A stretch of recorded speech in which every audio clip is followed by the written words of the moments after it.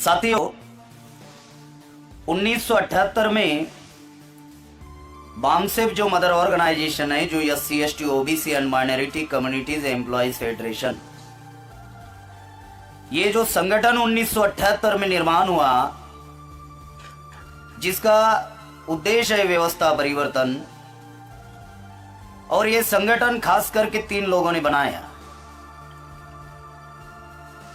एक मान्यवर काशीराम साहब, दूसरे खापर्डे साहब और तीसरे दीना भाना जी।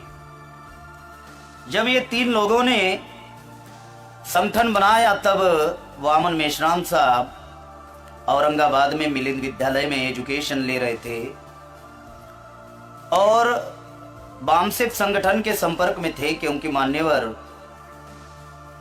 खापर्डे साहब जो है वो औरंगाबाद मिलिंद विद्यालय में जाते थे छात्रों को जगाने के लिए। जब मिलिंद विद्यालय में कॉन्फ्रेंस लेते थे और छात्रों को जब जगाते थे खापर्डे साहब, उसी दौरान वामन मेश्राम साहब की खापर्डे साहब से मुलाकात हुई।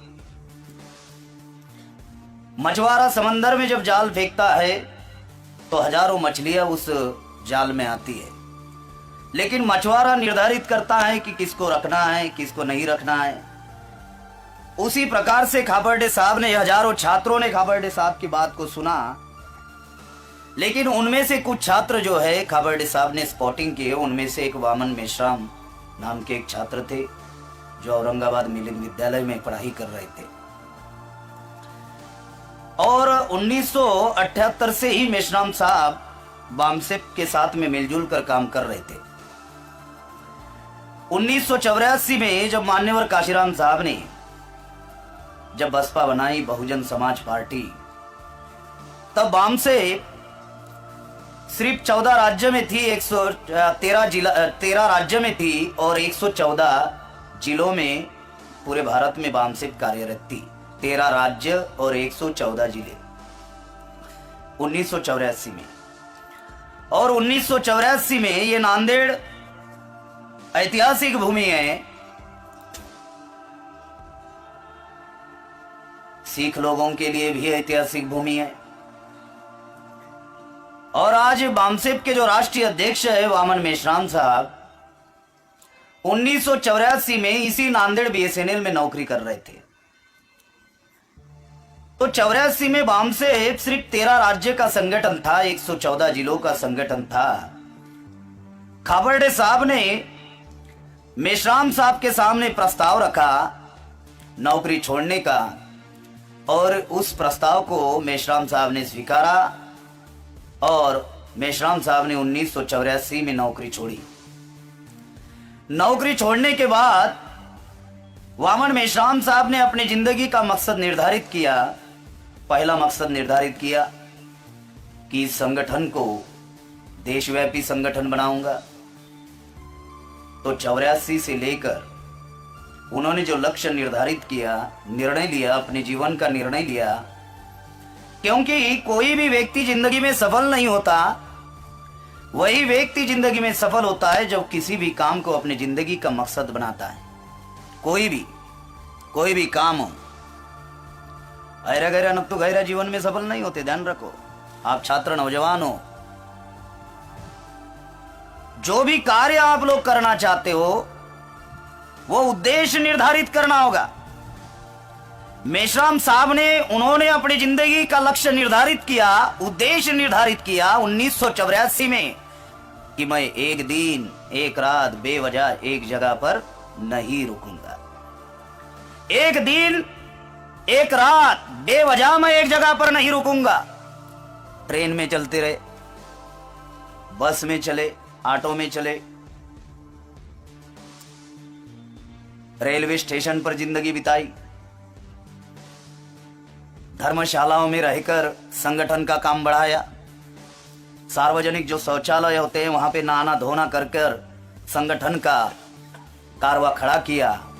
और जो निर्णय उन्होंने लिया था कि मैं एक रात एक दिन बेवजह एक जगह पर नहीं रुकूंगा, और निरंतर चलते रहे। आज बामसेफ 31 राज्य, 550 जिला, 5550 तहसील भारत में करीबन 60,000 ब्लॉक है, उनमें से 22,000 ब्लॉकों का संगठन बना। भारत में 7,20,000 गांव है, उनमें से आप 1.5 लाख गांव में आज यूनिट है। और 2014 में बामसेप से प्रेरणा लेकर जो बहुजन मुक्ति पार्टी बनी, तब से लेकर अभी तक 3.5 से 4 लाख गांव तक हमारा कोऑर्डिनेशन और कम्युनिकेशन है। इतना विशाल संगठन वामन मेश्राम साहब ने बनाया 1984 में जो निर्णय लिया था। दूसरा निर्णय उन्होंने लिया कि इस संगठन को एक जाति का संगठन नहीं बनने दूंगा। आज 2300 जाति के लोग मिलजुल कर काम कर रहे हैं। यहां पर भी बहुत सारे जाति के लोग आए हैं महाराष्ट्र के। निर्णय लिया, आज 2300 जाति के लोग मिलजुल कर काम कर रहे हैं और करीबन 4200 जाति तक हमारा जनसंपर्क है ऑल इंडिया में। जो जाति के रेफरेंस में आपको मैं बातें बता कि ये जाति को, इस संगठन को एक जाति का संगठन नहीं बनने देंगे। ये निर्णय लिया गया। अगर कोई बनाने का भी प्रयास करेगा किसी भी राज्य में, तो भी हम बनने नहीं देने वाले। साथियों, तीसरा महत्वपूर्ण निर्णय वामन मेश्राम साहब ने उन्होंने उनकी जिंदगी में लिया कि मेरे जीते जी मैं इस संगठन को, मेरे जीते जी इस संगठन को मैं खत्म नहीं होने दूंगा और इस संगठन को नेक्स्ट जनरेशन में कन्वर्ट करने के लिए, इस आंदोलन को नेक्स्ट जनरेशन में कन्वर्ट करने के लिए वामन मेश्राम साहब ने छात्रों की 5 विंगे बनाई कि कम से कम मेरे जीते जी ये संगठन समाप्त, ये आंदोलन समाप्त नहीं होना चाहिए। आज उनकी उम्र 63 ईयर्स ओल्ड मैन, 63 साल की उम्र है उनकी। दिन रात चल रहे हैं 365 दिन। ऐसा कोई दिन नहीं है कि जिस दिन उनका कोई कार्यक्रम ना हो। अगर कार्यक्रम नहीं है तो मीटिंग है, मीटिंग नहीं है तो कोई अपॉइंटमेंट होती है, नहीं तो फिर ट्रैवलिंग होती है। एक जगह पर रुकने वाला कार्यक्रम नहीं है। 365 दिन का शेड्यूल बना हुआ है। साथियों, जो बातें मैं आप लोगों को बताने का जो प्रयास कर रहा हूं उसको समझना बहुत जरूरी है कि ये भारतीय विद्यार्थी मोर्चा, युवा मोर्चा, बेरोजगार मोर्चा, छात्रा प्रकोष्ठ और राष्ट्रीय आदिवासी छात्र संघ, ये जो संगठन बनाया गया, इसका पर्पस क्या है, इसका ऑब्जेक्टिव क्या है, ये जानना बहुत जरूरी है। इसका ऑब्जेक्टिव है कि आंदोलन को नेक्स्ट जनरेशन में कन्वर्ट करना। उद्देश्य के प्रति जिन लोगों की गंभीरता नहीं होती वो लोग काम नहीं कर पाएंगे। अगर आपको इसका ऑब्जेक्टिव अगर समझ में नहीं आया तो, नहीं तो छात्र हमारे हैं और संगठन मनुवादी ब्राह्मणवादी लोगों के। छात्रों का संगठन कितना महत्वपूर्ण है आप लोगों को अंदाजा नहीं है। 1925 में आरएसएस बनी है। आरएसएस ने अगर पहला संगठन, 3 संगठन आरएसएस ने सबसे पहले निर्माण किए। एक विश्व हिंदू परिषद था, दूसरा ट्रेड यूनियन था और तीसरा ये एबीवीपी नाम का संगठन आरएसएस ने बनाया, छात्रों का पहला संगठन। इतना इंपॉर्टेंट है छात्र। तो ये छात्र विंग का जो उद्देश्य है, ये आंदोलन को नेक्स्ट जनरेशन में कन्वर्ट करना। क्योंकि साथियों, जिन जिन महापुरुषों ने, मूल निवासी बहुजन समाज के जिन जिन महापुरुषों ने जो आंदोलन चलाए, वो आंदोलन उनके पीढ़ी में समाप्त हो गए। जैसे तथागत बुद्ध का आंदोलन बुद्ध की पीढ़ी में समाप्त हो गया। सम्राट अशोक का आंदोलन उनके पीढ़ी में समाप्त हो गया। राष्ट्रपिता ज्योतिराव फुले का आंदोलन उनके पीढ़ी में समाप्त हो गया। छत्रपति शाहू महाराज का आंदोलन उनके पीढ़ी में समाप्त हुआ। डॉक्टर बाबा साहब भीमराव रामजी का आंदोलन उनके पीढ़ी में समाप्त हुआ। बिरसा मुंडा का आंदोलन उनके पीढ़ी में समाप्त हुआ। जितने भी महापुरुष, चाहे भगत सिंह भी क्यों ना हो, जितने भी महापुरुष इस मूल निवासी बहुजन समाज में निर्माण हुए, उनका आंदोलन उनके पीढ़ी में ही समाप्त हो गया। मेश्राम साहब ने निर्णय लिया कि मेरे जीते जी मेरे पीढ़ी में आंदोलन समाप्त नहीं होना चाहिए। इसलिए वामन मेश्राम साहब ने आंदोलन को नेक्स्ट जनरेशन में कन्वर्ट करने के लिए छात्र विंग बनाई, भारतीय विद्यार्थी युवा बेरोजगार मोर्चा। समाज की सबसे बड़ी समस्या क्या है? Lack of leadership. समाज की जो सबसे बड़ी समस्या है वो है लैक ऑफ लीडरशिप। हमारे समाज में नेताओं की कमी नहीं है, घर घर में नेता आपको मिलेंगे। एक है इमेज बेस्ड लीडरशिप, एक है knowledge based leadership. Image based जो लीडरशिप होती है वो झबे वाली होती है। जैसे हमारे संगठन के राष्ट्रीय प्रचारक है बाड़ा साहब मिसाड़ पाटिल, नाम सुना होगा आप लोगों ने। अहमदनगर जिला के हैं। नगर जिला में जब कार्यक्रम लगा हुआ था उसकी परमिशन लेने के लिए बाड़ा साहब मिसाड़ पाटिल सर ने एप्लीकेशन की पुलिस स्टेशन में। जैसे आप लोगों ने ये कार्यक्रम रखा तो नांदेड़ के लोगों ने पुलिस स्टेशन में एप्लीकेशन की होगी परमिशन के लिए। एप्लीकेशन करने के बाद में जब परमिशन लेने के लिए बाड़ा साहब जब पुलिस स्टेशन गए तो अकेले गए, शर्ट पैंट पहने हुए थे। बहुजन मुक्ति पार्टी के प्रदेश अध्यक्ष है, राष्ट्रीय महासचिव है, लेकिन शर्ट पैंट पहने गए थे। चलो भाई परमिशन ही लाना है। और जब पीआई से जाकर मिले तो मिसाड़ पाटिल सर जो है, बाड़ा साहब जो है, वो पीआई को समझा रहे थे इस कार्यक्रम का इंपॉर्टेंस क्या है, हम परमिशन क्यों मांग रहे, ये कार्यक्रम हम लोग क्यों ले रहे। तो पीआई ध्यान नहीं दे रहा था, पुलिस इंस्पेक्टर। उतने में ही बाड़ा साहब के एरिया का ही एक 10वीं फेल नेता आया, झबे वाला, 4-5 लोगों को लेकर। जैसे ही वो पुलिस स्टेशन में आया तो पीआई खड़ा हो गया। 10वीं फेल, इमेज बेस्ड लीडरशिप और नॉलेज बेस्ड लीडरशिप। बाड़ा साहब मिसाड़ पाटिल पीजी पढ़े हुए, पोस्ट ग्रेजुएट, बीएड भी है, एमए बीएड भी है। जब वो बता रहे थे कि ये कार्यक्रम हम क्यों ले रहे हैं तो पीआई ध्यान नहीं दे रहा था। लेकिन बाड़ा साहब के एरिया का ही 10वीं फेल नेता झबा पहनकर 4-5 लोगों को साथ में लेकर जैसे वो पुलिस स्टेशन में आया तो पीआई खड़ा हो गया। पीआई ने कहा आइए सर, वेलकम, बोलिए कैसे क्या आना हुआ। नहीं, हम लोग ऐसी ऐसी सवाल ले रहे हैं, हमें परमिशन चाहिए। बिल्कुल तुरंत मिलेगी। बेल दबाई, सिपाही को बुलाया, अरे भाई साहब आए, चाय ला। ये सारी सीन जो है बाड़ा साहब पाटिल देख रहे थे। इस साला मैं इतना पीजी पढ़ा हुआ व्यक्ति इस पीआई को समझा रहा हूं कि हम कार्यक्रम क्यों ले रहे हैं, ईवीएम का क्या मामला है, ये समझा रहे हैं। ये पीआई मेरे तरफ ध्यान नहीं दे रहा है। लेकिन ये मेरे ही एरिया का 10वीं फेल झबा वाला व्यक्ति आ गया तो पीआई खड़ा हो गया।